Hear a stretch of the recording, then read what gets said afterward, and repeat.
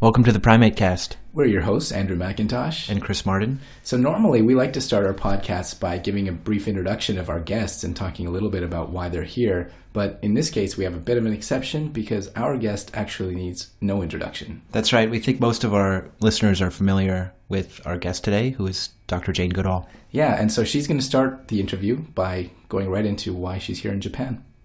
Well, I've been coming to Japan. At one time it was every year, and then it was every other year, because, first of all, to visit Tetsuro Matsuzawa, whom I've known forever and ever, and to meet Ai and then Ayumu, and see what was going on, and meet the students. But at the same time, also going to other parts of Japan and trying to develop our youth program, Roots and Shoots, which is now in 132 countries around the world. Wow, ever growing. It's ever growing. But I always, I think the last visit, or even the last two visits, I never managed to get to see Ai or to come here.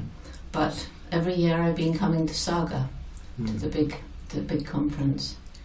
Yeah. Which is this year in Hokkaido. Yes.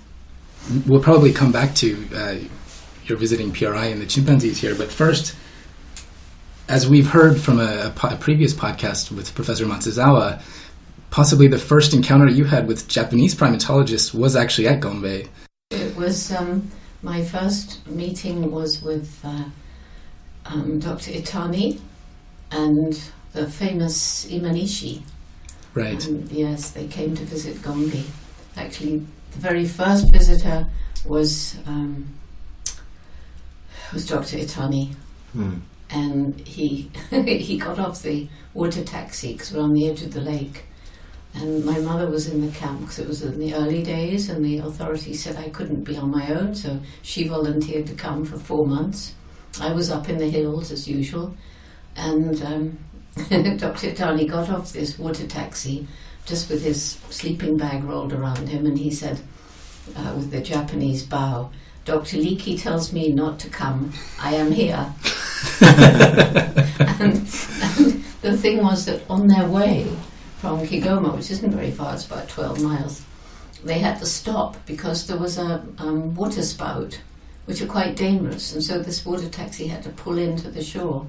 And he still believes, I think, he still believed to the end of his life that it was Louis Leakey's spirit. Anyway, it was a big joke. And then he came back with Professor Imanishi later. Yeah. So Professors Itani and Imanishi, of course, came from Kyoto University. And when they weren't exploring Africa, they were here setting up the PRI. So there's kind of a long history there. And I'm interested to ask you about your interactions here at the PRI, and especially with the chimpanzees here, kind of the history of that, and your friendship with chimpanzee Ai. Well, I suppose I first met Ai when she was very young, and I suppose at that time her tasks were very simple. They seemed quite complex to me. I think looking back on it, they would be very, very easy tasks for her. And then after that, I went to see her each time.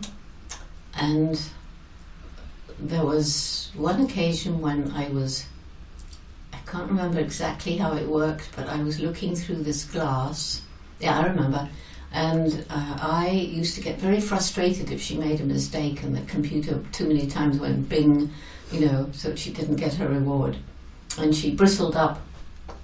And I think it was... I suppose it was Tetsuro who told me that she would come and hit the glass, but it was fine, it was bulletproof glass. And so she all did her bristling up, and she rushed towards where I was peering through this little window, and she stopped, and she kissed me through the glass. And this was a cause of great... And she did that twice in the same session. So I think we never forgot that. And you've met so many chimpanzees in your lifetime, probably more than anybody else. So I'm interested in what you think of how the chimpanzees here kind of compare to other chimpanzees. Well, I mean, the new facility is mind-blowing. It's just incredible. I wish more captive chimps could have something similar, but of course they don't. the chimps themselves, well, it's really when you start working with these beings and expecting that they're going to perform well, that you find out a whole lot more about their mind when you ask the right questions, when you know the chimp well enough to realize what they might be good at doing and don't bother with the stuff they probably will be bored with and won't want to do. And I think the fascinating thing was finding how much I enjoyed coming and being challenged by the computer.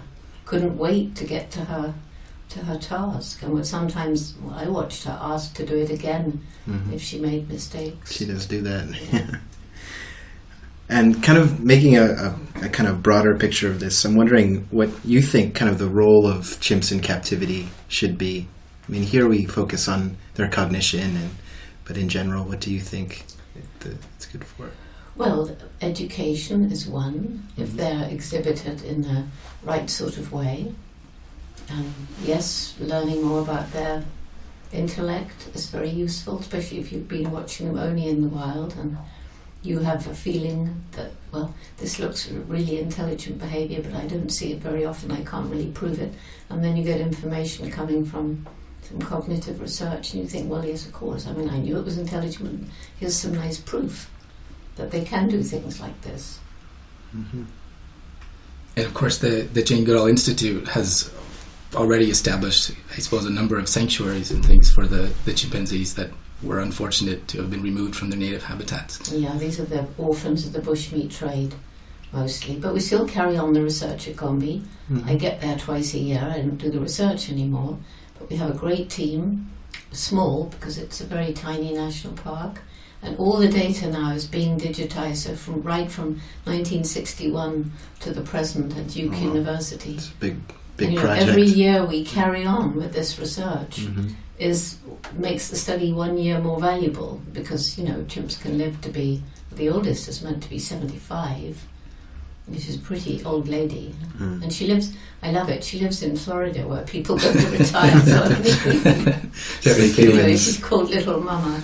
I know her very well. And she's quite a character. But, so our Gombe studies now only in its 54th year. So chimps can live longer than that. That's amazing. Got a smattering from that study site of life histories, really. Yeah, it's amazing to imagine a field site that has so much longevity still just spanning less than a generation of the animal under study. And we're still learning new things. I mean, and for the first time now, we can be assured who the fathers are by collecting fecal samples, getting DNA profiling done. We used to guess before, and we were nearly always right, it turns out, but now we know. Now we know for sure. So it opens up whole new areas of study. Is there a way a male could possibly identify his own offspring, or the offspring his father, when there's no permanent pair bond, and when the female's likely to be mated by all the males?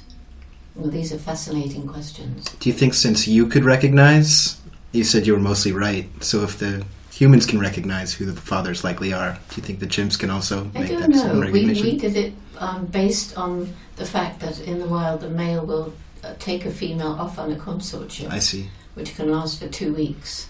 And so as we have records of their cycles, you can sort of work out, she was away with that male for 2-3 weeks, and 8 lunar months later she has a baby. And as the male tries to keep her completely to himself, he takes her to the edge of the periphery of the range. So normally we're right. So I don't know whether this honeymoon thing gives the male an understanding of who his infants are, maybe.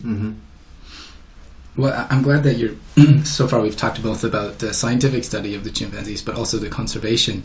And so at this year's Congress of the International Primatological Society, John Oates was awarded the Lifetime Achievement Award for his work mainly in conservation in Africa. And during his acceptance speech, he was talking about the role of let's say, young primatologists, especially in the future of primatology and the conservation of primates around the world. And it started me thinking about this. And for somebody like you, it's a very relevant question. At what point did it become apparent to you that in addition to the scientific study and understanding the species, that there was also a great need for conservation and spreading that information around to a global audience. It was a kind of boom moment. It was a conference in Chicago way back when. Actually, I'm sure that's the first time I met Dr. Matsuzawa, because he came over with his brand new information about eye. And we had a session at this Understanding Chimpanzees conference on conservation.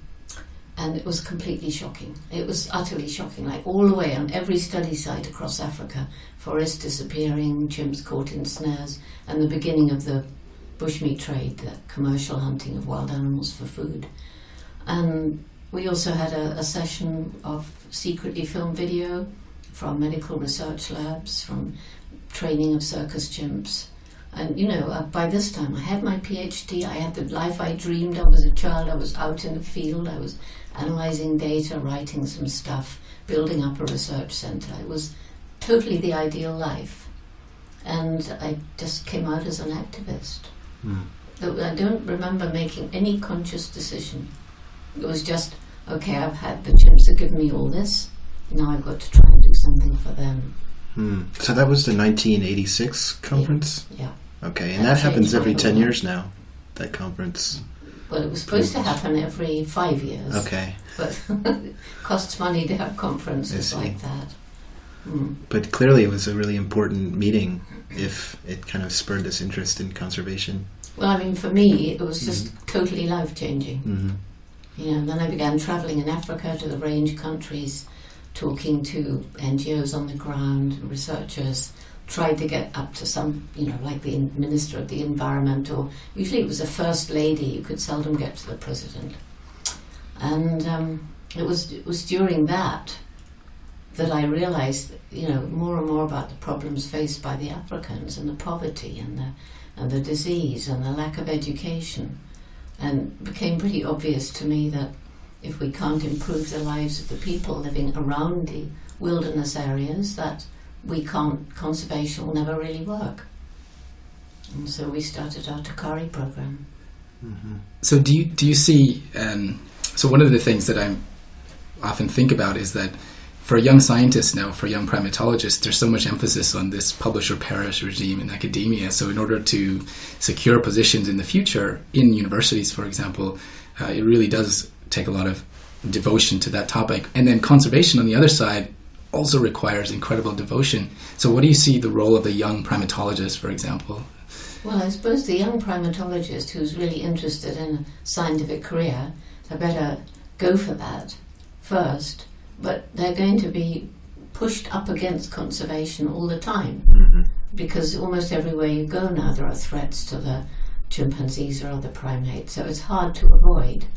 But first things first, get your degree, get a name, get a recognition, and then maybe it'll be a bit easier to do something for conservation. Yes, and you're a very perfect example of this story right here. And then finally, okay, so we can desperately work to study chimps in the wild. We can fight to conserve them. We can fight to conserve the forests. And yet none of this is going to be the slightest use unless young generations are growing up to be better stewards of this planet. It's not just conservation in Africa and other places where the primates live. It's the whole flipping planet. And it's the chimps. It's the chimp studies that give me this $1 million question. The $1 million question is, because we're closer to chimps and bonobos than anything else, as a platform to say, okay, but we're different. And what is that difference? And, okay, take Ai and Ayumu as prize examples of how intelligent chimpanzees can be in the right situation. Compare that brain with the brain that sent a robot up to Mars, that's crawling around taking photos. I mean, you can't really compare the two. And so the question is, if we are, and we surely are, the most intellectual being that's ever walked the planet, how come we're destroying our only home? And to me it's because we've lost wisdom. We make major decisions based on how will this affect me now, or the next political campaign, usually the next shareholder meeting. And it used to be decisions based on how will this affect our people generations ahead. And that's forgotten for the bottom line, this materialistic life, this crazy search for money and more money and more money. Mm-hmm. You know, and it was Gandhi who said the planet can produce enough for human need, but not for human greed. So the chimps led me to this question, to which I have no answer. Mm-hmm. So what's next? For me? For you, yes. Just, I don't know how long I will physically be able to carry on travelling 300 days a year, but as long as I can, I suppose I will. Mainly because it makes a difference. You know, in Jay Sue's lab yesterday, there were about 20 students, and at least a quarter of them said, well, I had decided to do, go into biology, primatology because of you, because I read your books when I was in grade school. So, you know, it does make a difference. Absolutely. Yeah, that's great. Well, Dr. Goodall, again, thank you very much for joining us here on the PrimateCast. Thanks so much. This has been great. All right, thanks. You have been listening to the PrimateCast, a podcast series dedicated to the study and conservation of primates around the world. Brought to you by the Centre for International Collaboration and Advanced Studies in Primatology of the Primate Research Institute of Kyoto University.